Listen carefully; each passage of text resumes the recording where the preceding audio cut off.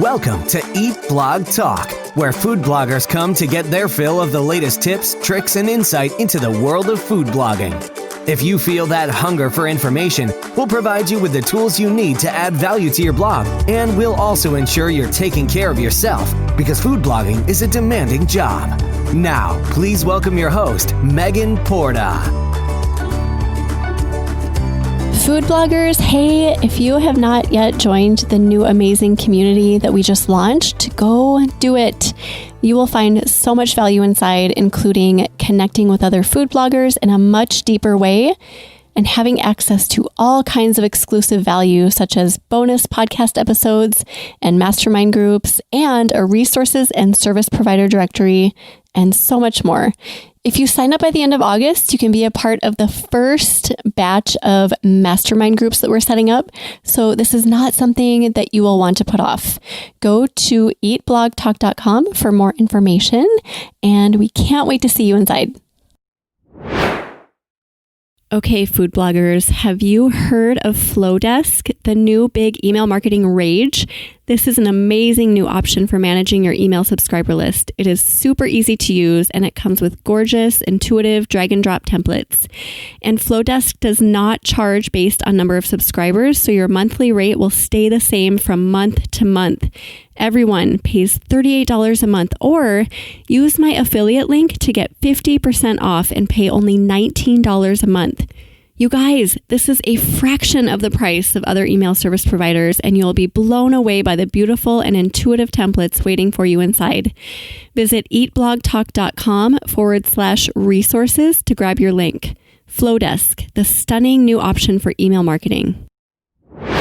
Hey, food bloggers, welcome to Eat Blog Talk. This podcast is made for you, food bloggers wanting value, information, and clarity that will help you find greater success in your business. Today, I am so excited to have a conversation with Alexandria Drzazgowski from foreignfork.com, and we are going to chat about how to avoid cultural appropriation as a food blogger. Alexandria is the food blogger behind Foreign Fork, a food blog on which she is cooking one meal from every country in the world. After graduating from college, Alexandria backpacked for 6 months, eating and cooking everywhere she went. When she came home, she wanted to continue the adventure, so she started her food blog. For 2 years now, Alexandria has been cooking the world in alphabetical order, traveling to each country from her kitchen. Also worth mentioning, Alexandria in 2019 won a Savor Blog Award for most groundbreaking voice, which is so amazing, Alexandria. So nice work on that. Thank you.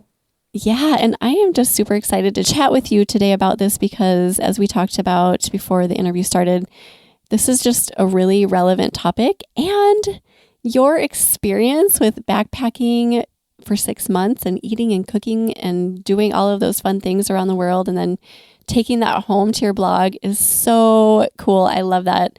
But before we dive into this, give us a quick fun fact about yourself. Well, thank you for that kind introduction. I just want to tell you, I'm so excited to be on the podcast. I've been listening for about, I think I discovered your podcast about a year ago, but I've listened to all the episodes at this point. Aww. So I'm so excited to be talking to you. Yay, likewise. Thank you. Okay, so my fun fact is I really, really love to read. And so I've been working my way through a list of classic books for the last couple of years. There's 300 classic books on that list that I've been working my way through. So that is what I spend a lot of my free time doing. Do you have a favorite or like a collection of favorites or like a time period that's a favorite? I think my favorite at the moment is Jane Eyre, which is kind of an unpopular opinion. Most people that I've heard have a different opinion about that book than I do.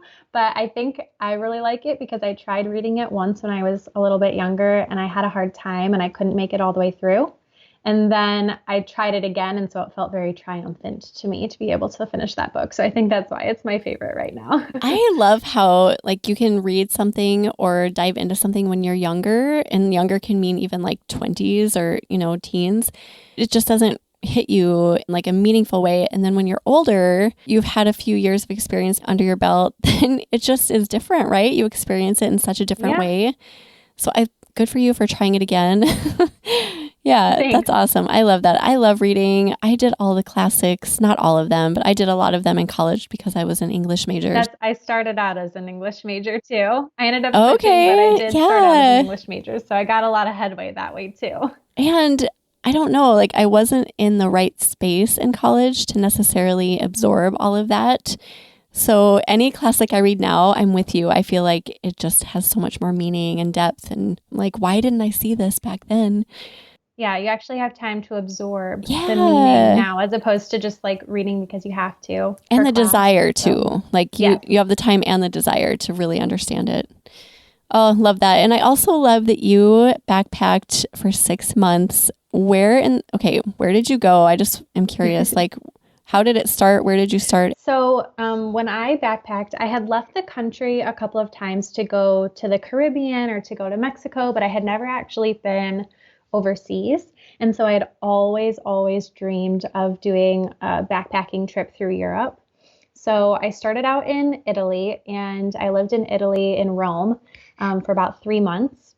And so that was wonderful because I got a really good, I got to experience it more than I did with some of the other countries I went to because I was just there for a really long time. So that was incredible and wonderful. And then after those 3 months were over, I backpacked for the next 3 months by myself. Whoa. So I went to, over the course of that whole time, I went to 15 different countries. And I got, like I said, and when you read in my bio, I took cooking classes in every single country that I went to. I think it's such a beautiful way to learn about the history and the culture of a place. Like you can learn so much about a country through the food that the people eat there. And so I really loved that. It was so much fun. Did you have a favorite place, food and otherwise? Ooh, that's a good question. Okay, obviously, I loved Italy. My family is Italian too, so that's why I wanted to stay there for longer because I wanted to experience the roots of my family. So I have a very strong connection to Italy because of that. So I obviously loved Italy. But I also, in terms of food, I am obsessed with the food in France. I loved the food in France so much. There was not a single meal there that was not incredible. And even things that we eat here, like a quiche or something like that, he would eat it in France and it was just, oh my so gosh, much better. so good. Yes. So Americanized version of food isn't necessarily better. And there's everything has its place, but Yeah. the food there, I was like drooling over everything. It was so good. Oh, I love hearing that. I love traveling. I love exploring and being adventurous. So you and I are kindred spirits in that way. Also, I know I've used the word love about 5 million times so far, but I also love what you're doing with your blog and how you brought that back over to your work here with this concept of cooking around the globe. I think this is so brilliant, but also a great way to tap into the deliciousness from all of these amazing parts of the world. So let's start our conversation by having you introduce your blog and how you are so familiar with cooking all over the world. We kind of talked about that, but why don't you tell us a little more? Okay. So my blog is called The Foreign Fork, and I'm cooking one meal from every country in the world, and I'm doing it alphabetically. So every 2 weeks, I'll start a new country, and I'll start off that country by giving an in-depth view of the country. So I'll give fun facts, and I'll give like an overview of the history. I'll talk a little bit about the food culture and the flavors that are normally incorporated into the food in that country. And I'll also just give any other relevant information that might not go into those specific categories. So I do a little background so that people reading at home can kind of know the country that we're going to be learning about. And then I'll do, depending on the country, 2 to 5 recipes from that country over the next 2 weeks. And I try to do a main dish and an appetizer, and I always try to do a dessert because I love dessert.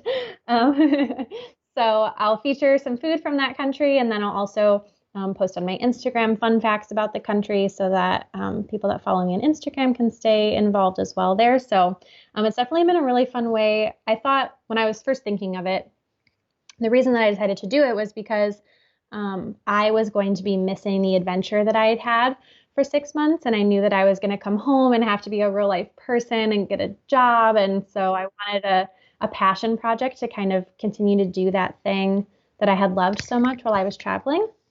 And so it's good because I think it's definitely given like people that love to travel, it's given them a way to experience culture from their home, whether they can afford to travel right now or they can't afford to travel right now, or now at the time we're speaking, everybody is not allowed to travel because of COVID. So it's also a good way to just experience the world in a different way and learn at home and stuff like that too. So, and it's, yeah, like you said, it's a great time for it because people aren't necessarily traveling like they have been or they wanted to in 2020. We want other ways to experience the world. So I think this is amazing and super timely. Thank so you. It's really like a journey for you, yes, but a journey for people, your audience, to come along with you. I love that you start with taking facts about the country and kind of explaining what the country's about and what their food is. So it's not just like, okay, here's a dish, that's from Italy or wherever. You're actually like diving into it slowly. So it's something that people really want to come alongside you and experience.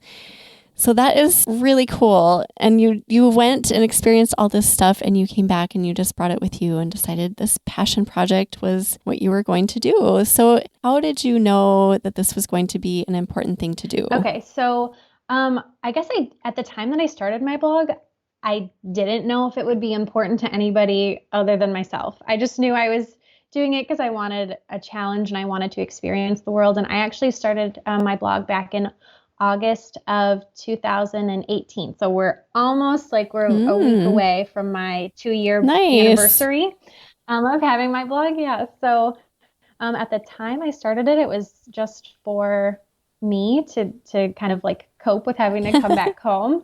But it's definitely, obviously, nobody wants COVID or quarantine or not being able to travel right now, but it has been a good way to kind of like supplement that desire to travel too. So it kind of has worked out that it's, been beneficial at this time, but I did not expect it, but it's been good. I always come home from vacation and I'm like so sad for, like a week or two. I'm like, this is real life and I just want vacation again. So I love that you were just like, okay, I need a way to bring vacation with me home.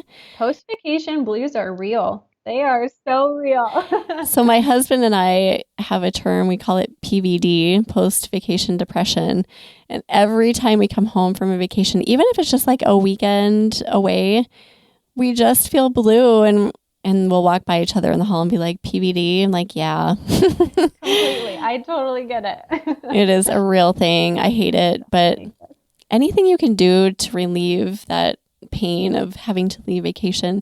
So this has to be a process for you. Obviously, you said you're going like from A to Z, which is really cool. But this still has to be a process. So you have to do like research and, there has to be more involved than just like pulling up a few facts about a country and then making a dish. How do you go through this process? Okay. So when I'm actually starting to cook from a country, I definitely do a lot of research because, first of all, when you have a food blog, your recipes need to be unique to you, right? So you can't just go online and cook a different recipe that you find online.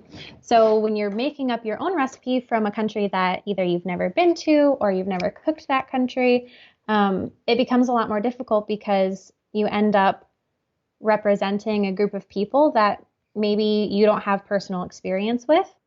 And so it's really important to be representing the culture or the country that you're cooking in an accurate light and making sure that you're doing it correctly.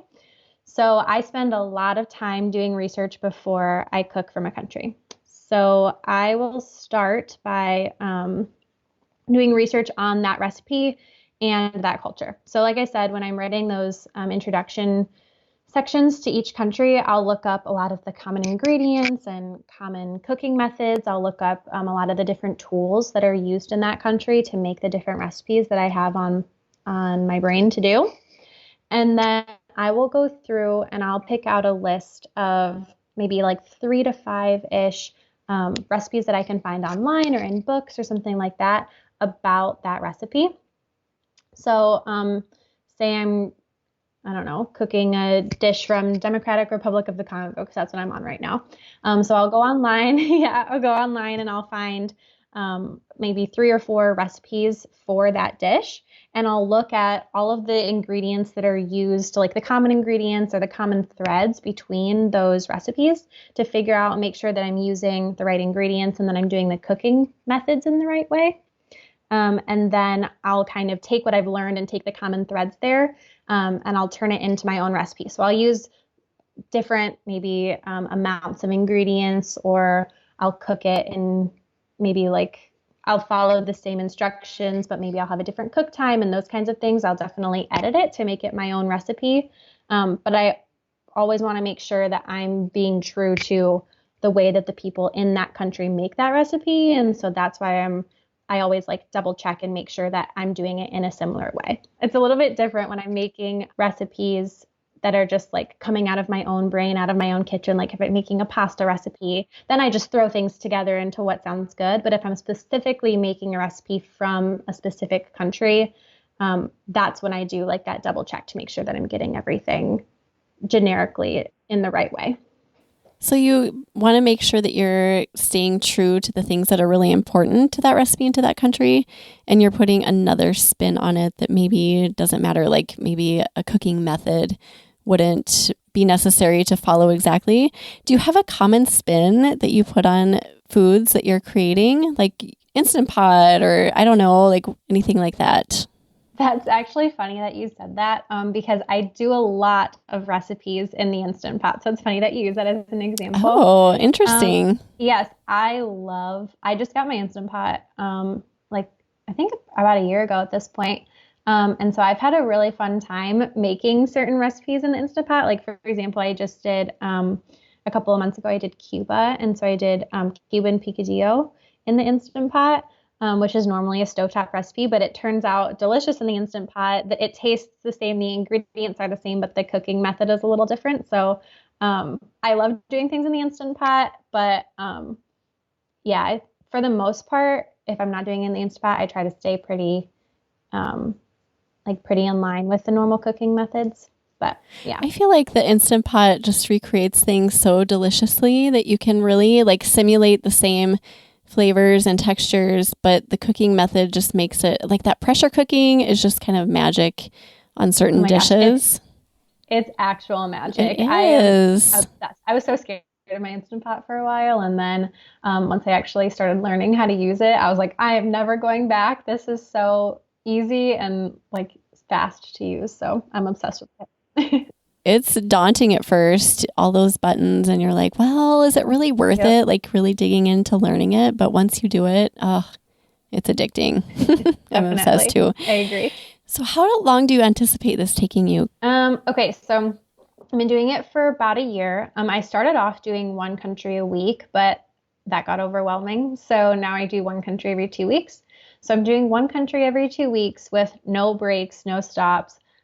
It'll take about 8 years, but I sometimes will take some like a week off here or there, like focus on something different for a week, like a holiday or something like that. And so I think it'll probably take me closer to like 9 or 10 years. Wow. But if I powered through, it would be 8 years. Oh my goodness. This is inspiring because so many food bloggers get burnt out because they don't really have a direction. Like, let's say they're just doing generic comfort foods, and after a few years that can get a little bit old, but you have a direction and you've got an exact like map, literally a map. to guide you. Yes.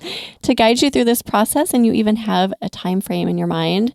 So I actually think this is kind of the way to go, just to have like a real solid plan. Like I am doing this and it's going to take me 2 weeks each. And wow, I'm just inspired by this. So let's get back to your process.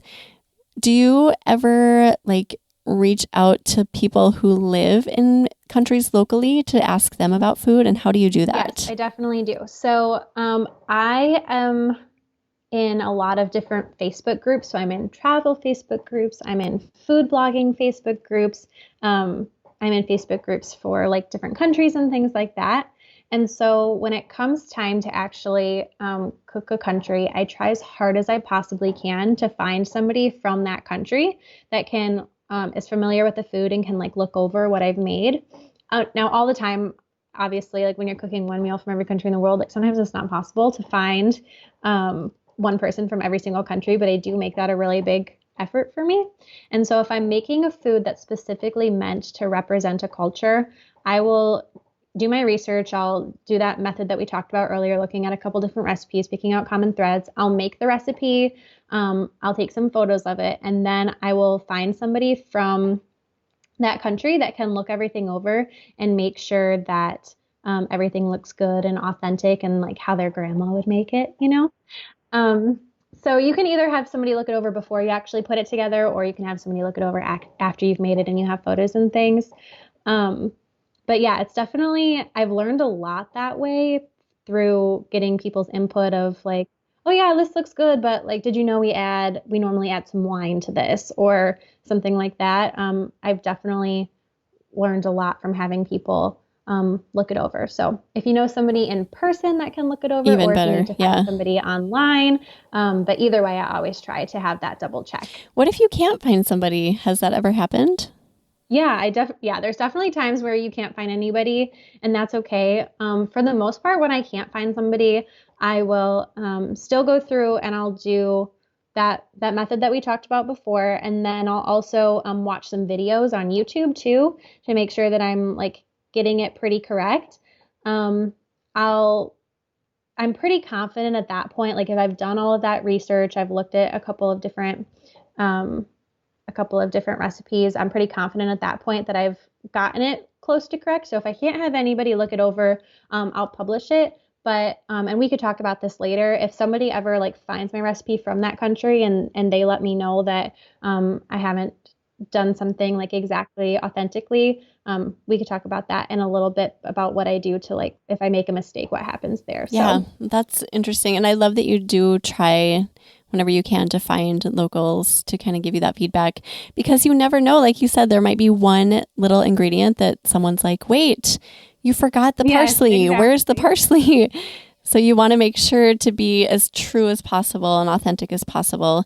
What if you can't find an authentic ingredient that is like really a part of a dish just because we live in America and we might not have access to it? What do you do in that case? Okay, so this is a great question because it happens to me all the time.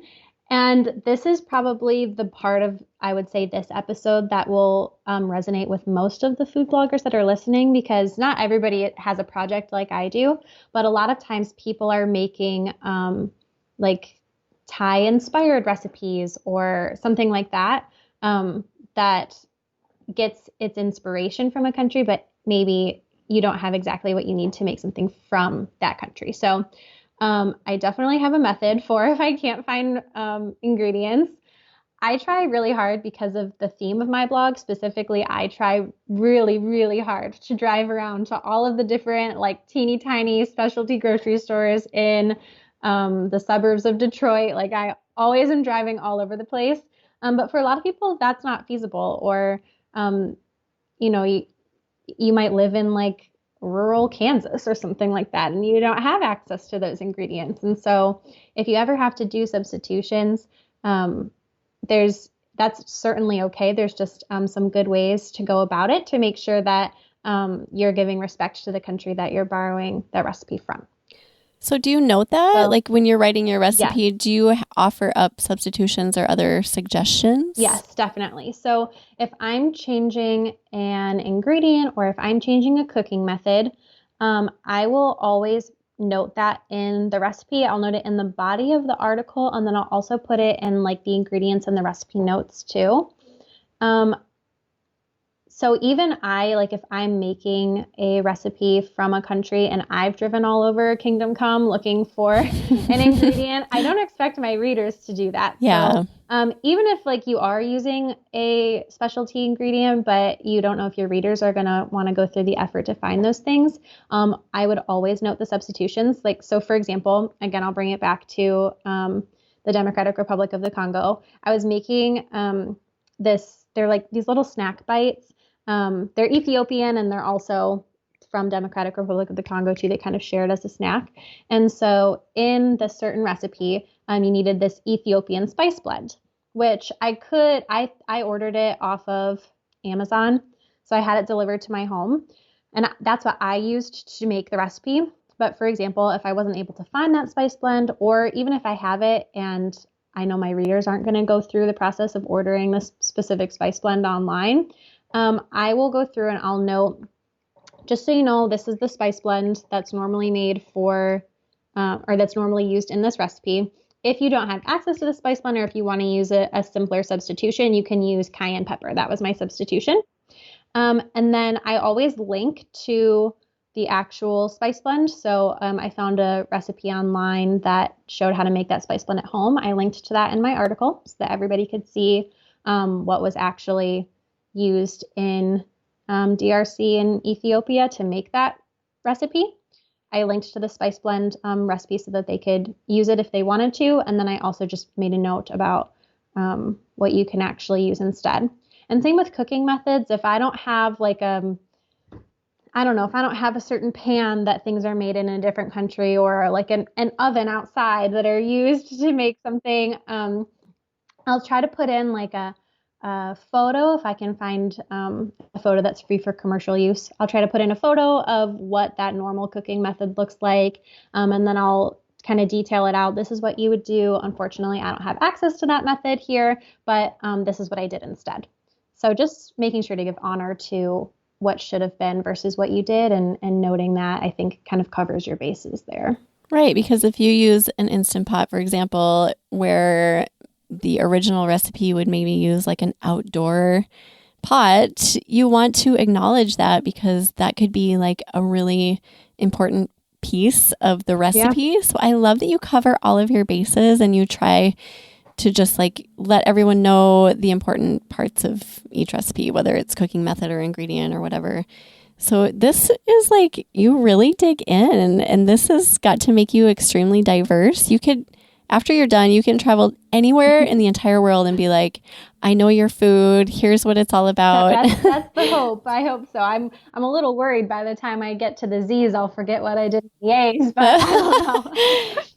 You'll have to do refreshers along the way or something. So I'm curious about your followers. So do you find that your followers are following your journey and also making the recipes along with you?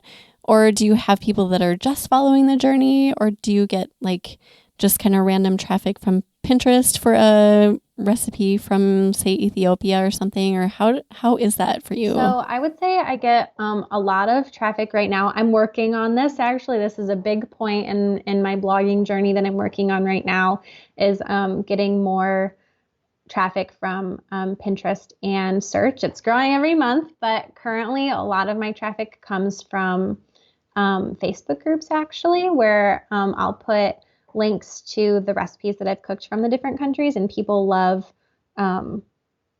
seeing different ways to use ingredients and like cooking methods that they use at home. So people that I found, like in the Facebook groups I'm in, people love learning to cook different foods from their kitchen. And then my Instagram followers, I would say, are definitely really engaged in the journey of traveling. Like, I have people all the time reach out to me like, oh, I am going to this country. Like, what kind of food do you recommend that I eat there? Or I was supposed to have a trip to, I don't know, I had people like that were supposed to go on trips during quarantine that didn't get to. So they asked like what I would recommend from my blog, what recipes to make and things like that. So that's always a big compliment that makes me very happy. Yes. And it's a great time to explore new flavors, because a lot of us were in the kitchen a lot for the past 8 to 9 months. So definitely, I don't know. I feel like it's the perfect time for you. You must have had just this little intuition moment when you started your blog and started all of this, because it really is working not just in your favor, but in your audience's favor and other people's favor, because flavor and new things in the kitchen are huge right now, as you know. Yes, definitely. Mealtime can get boring, especially if you can't go out to eat and things like that. So that was also something for me too. I came home for the first couple of weeks that I was home, and I made the same thing for breakfast and lunch every single day. And I was like, I am so sick of this. I need some like diversity in my food again. So even if like travel isn't necessarily like the thing that you love, it's still good to just like try different types of foods and just get diversity in your dinner and different spices you wouldn't normally use and those kinds of things too. Yeah, it's a great way to travel without traveling for those that either can't travel or don't want to travel. I actually know some people who don't love traveling, which I find really weird because I'm like, how can you not like this? But there are people like that. So if they don't like traveling, they can actually explore those flavors without doing so. Yeah. But obviously you have to tread a little bit lightly with this topic because cultures, as we've mentioned, feel so tied to their foods. So how do you definitely tackle this project while avoiding that cultural appropriation that we talked about earlier?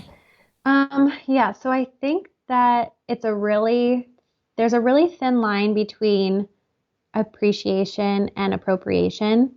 And all of us, like all food bloggers, are doing what we do because we want to appreciate food, right? Like nobody is going out with the intention of appropriating any culture. So you just have to make sure that you do it in the right way. So if you're making a dish with flavors inspired from a certain country, like just do your research, make sure that you're using actual ingredients from that country. So and again, talking about substitutions, getting it checked by locals, I would say that's how you make sure that you're doing it in a way that shows appreciation and not appropriation.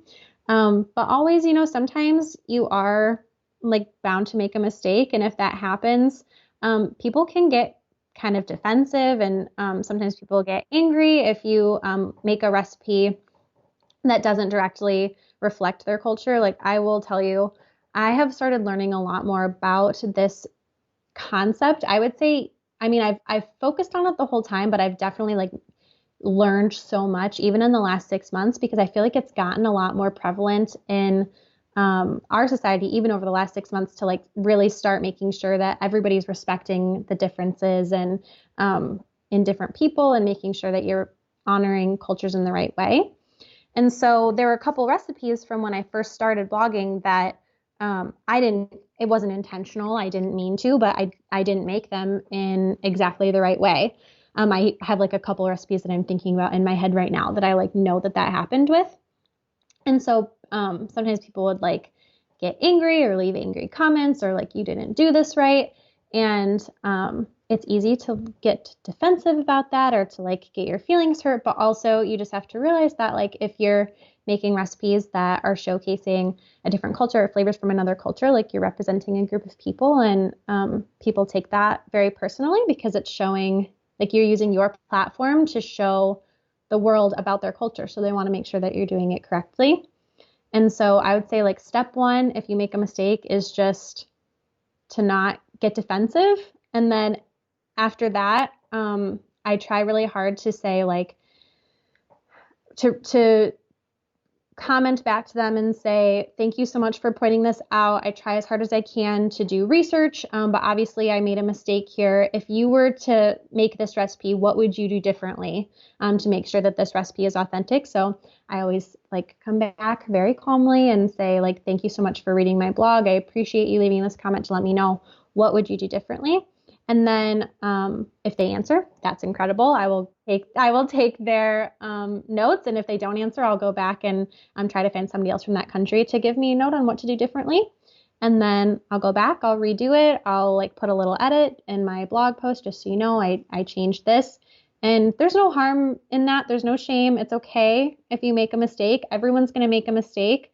But just like go back, fix it, and move on. Now, what do you do if someone swears at you? Because I've had this happen and I wasn't even trying to replicate a dish. I just happened to use a word from a dish that comes from a different country that it's like not even the same recipe. But I mean, okay. Oh my goodness. So many people got so mad at me on YouTube and I had to take a lot of the comments down because they were just like rage and swear words galore. I mean, it was like, I could not believe what they were calling me. So like, obviously you just ignore those, but do you have people who get like really upset or do most people come to you and just say, this is wrong? Like, are they reasonable? Because I I have only encountered like really, really angry people. This severe anger. Yes, actually, I've noticed that regardless, people are meaner on YouTube than any other social media platform. I Interesting. totally understand that. I don't know why. I don't know what it is about YouTube that like brings out the inner rage in people. Hmm. But I feel like people are so much more understanding on Instagram or like comments on my actual blog than they are on YouTube. I don't know. But yes, I do get angry people sometimes if I mess something up.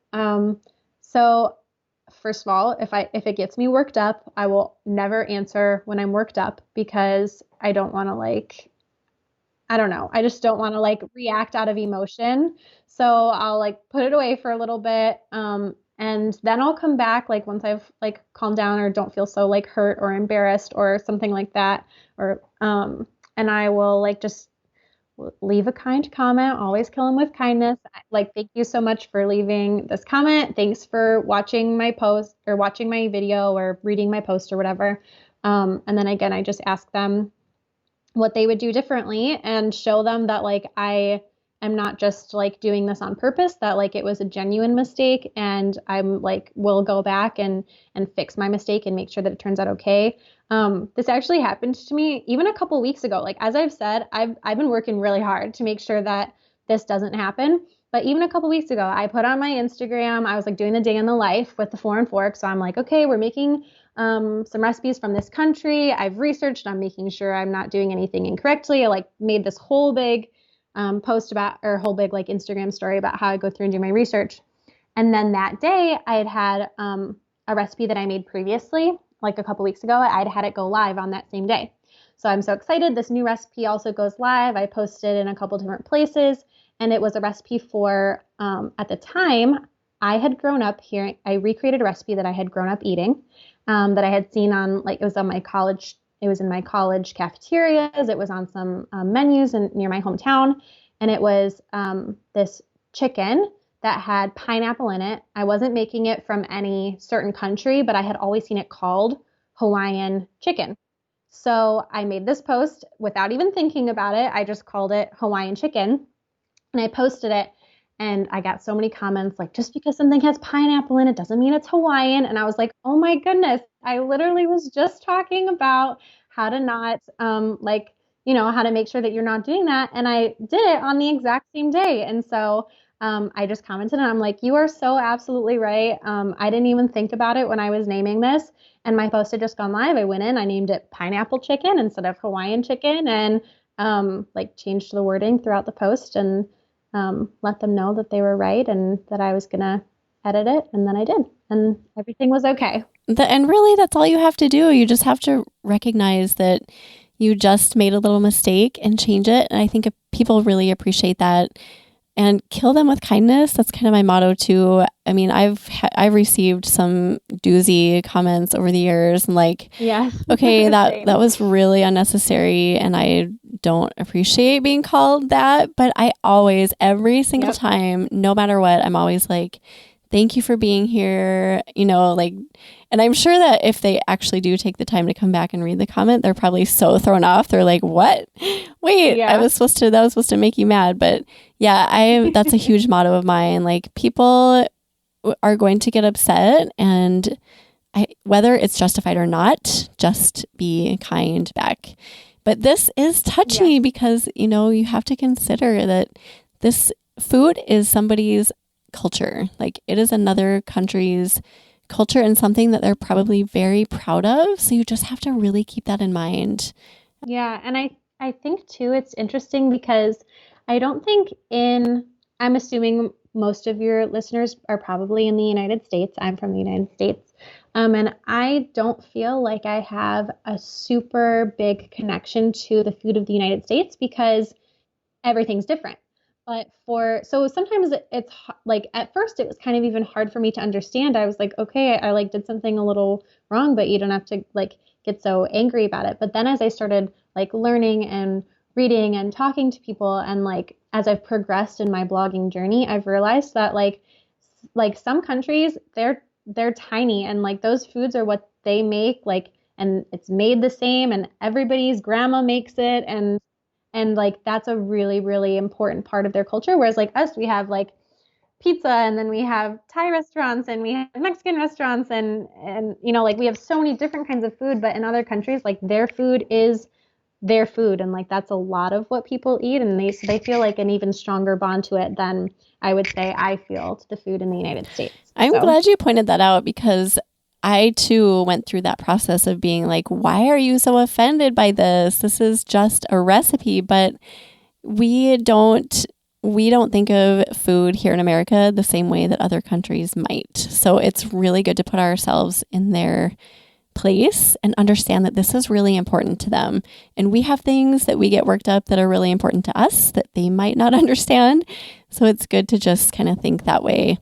Yeah, I think it's our responsibility if we're like food bloggers that are making recipes that are influenced from other countries. It's our responsibility to make sure that we're doing it in a way that like makes those people feel proud of the recipes that are on our site, as opposed to upset. Yeah. Upset. Exactly. So not everyone sets out on such an adventurous path as yours, Alexandria. But what are some ways that food bloggers can get involved in more of like, I don't know, tasting the world and their food creations without having to change their niche necessarily or take on a massive project like yours? Ooh, that's a good question. My favorite thing to do, I absolutely love going, like if I see a specialty grocery store on the side of the road, like if I'm driving and I see like a Asian mart that I've never seen before, I will like make a mental note of it. And if I ever have some free time and I'm like driving in that area again, I'll go and like browse through and like pick up an ingredient maybe that I've never seen before, and just like, or like a bag of chips that are a different flavor, or just something random that'll give me like an authentic taste of what's actually eaten in that country. And I think that part is so fun to do that.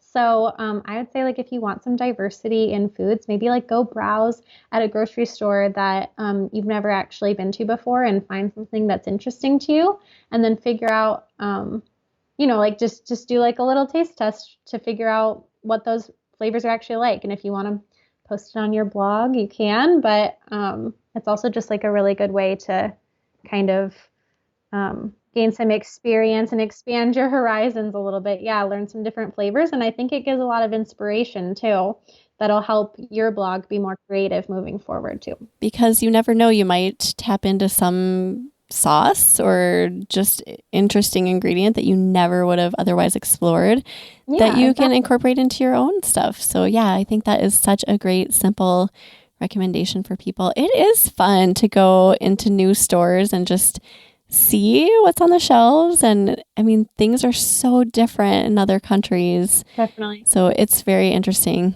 to do that. I don't do that much, but every once in a while, I will just be called by like a random little grocery store and do that same thing. And it's always interesting. My mom and I, we call her Mama Foreign Fork at the Foreign Fork. She does some YouTube videos sometimes with me where I like just go purchase some random snacks and we'll do like a little taste test. And people love those videos. Like people are very drawn to learning about like the snacks and things like that from countries that they've never visited. Like those are my most popular Interesting. videos. I love that. Yeah. I'm going to have to go watch that. Well, we've covered a lot. I'm just so inspired by your journey and everything that kind of led up to what you're doing right now. And I am excited to follow you and see how you go from A to Z. And even if it takes you 10 years, oh my gosh, let's do it. I'm excited to follow you. So before we say goodbye, I do want to ask you, or touch on this, I guess. You won a Savor Blog Award for Most Groundbreaking Voice, which I think is so amazing. So tell us like how that evolved and kind of like how you think you rose to the top, and like what are your thoughts on that whole experience? So that was honestly the best experience of my whole blogging career. Like I was so grateful for that. So I actually didn't for a while. When I first started blogging, I did not know what the Savor Awards were. I wasn't even like I hadn't been in blogging long enough to know. And so I saw one of the people that I was following talking about the Saveur Awards and how it was open for nominations. And so I went in and I like peeked around at it and I was like, oh, this is great. But I probably like the blogger I had been following said you can nominate yourself, go in and nominate yourself. And I actually did not nominate myself. I was like, well, this is awesome. I'll save this for when I'm a larger blogger. At the time, I only had like 1,200 followers on Instagram. Like I felt small. I had a small amount of sessions. So like, oh, this is good to know that this exists. I'll like look at this again in another time. And I went to the Tastemakers Conference, which I know you were there too. And I met a couple different bloggers there. And then one of them had won a Saveur Award the previous year. And so when I came home, I was at home and she messaged me on Instagram and she was like, oh my gosh, congratulations on your nomination. And I was like, what? My nomination on what? And she was like, the Saveur Awards. Isn't this you? And sent me a screenshot of the Saveur Oh my Awards. gosh. I was like, oh my gosh, yes, that is me. I started crying. I oh my mom. That is I didn't so stop awesome. crying for like days. I was so happy. And so I later found out that I don't know how many people nominated me. I didn't know for a very long time anybody that had. I didn't know how I got nominated. But I recently did an interview with a food blogger that I follow from one of the countries that I was featuring. And so I did a live interview with her and she was like, oh my gosh, I've been following you for so long. I nominated you for the Saveur Award. And I was like, oh, good to you. It was so sweet. So, yeah, so she was from Cyprus. It was really that's cute. So cool. Yeah. So then that's such an honor. Yeah. Once you get nominated, then people go through and they have time to vote for you. So I posted on my Instagram like every single day. I was like, guys, this means so much to me. I'm such a small blogger in comparison to everybody else. So like vote as many times as you can. And I had people I didn't even know that were like, I've set alarms on my phone. I've been following you for a year. I set alarms on my phone to vote for you every single day. And like people that I didn't even know were just like making a commitment every single day to like vote for me and stuff like that. So it was very it filled my heart with a lot of joy. Oh, I love that. And that says a lot about you that people were consistently going in and supporting you in that way. And I think that's great. So nice work. I'm so glad that you got nominated and won. Thank you. Oh, well, this has been such an inspiring conversation. Thank you so much for being here today, Alexandria, and sharing this amazing journey of yours with us. It was such an honor to talk to you. Yeah, thanks for having me. It was so nice to actually get to talk to you too, and I really enjoyed it. Good. Well, thanks again. And before you go, do you have a favorite quote or words of inspiration to share with food bloggers? Yes. So I follow this. I have this quote like taped up on my mirror. And it's short but sweet. It says, if your dreams don't scare you, they're not big enough. Ooh, good one. I love it. Yeah. Yes, that's great. Dream big. Dream big. That's right. Dream big, people. Well, we will put together a show notes page for you. So we'll just kind of go through everything we've talked about today. If anyone's interested in peeking at that, you can find it at eatblogtalk.com/foreign fork. Alexandria, you've talked about this a little bit, but where can my listeners find you online? Okay, so my blog is called www.foreignfork.com. And then every single other thing is The Foreign Fork. So Instagram, Facebook, Pinterest, YouTube, they're all at The Foreign Fork. Awesome. Well, thank you for listening today, food bloggers. I will see you next time. We're glad you could join us on this episode of Eat Blog Talk. For more resources based on today's discussion, as well as show notes and an opportunity to be on a future episode of the show, be sure to head to eatblogtalk.com. If you feel that hunger for information, we'll be here to feed you on Eat Blog Talk.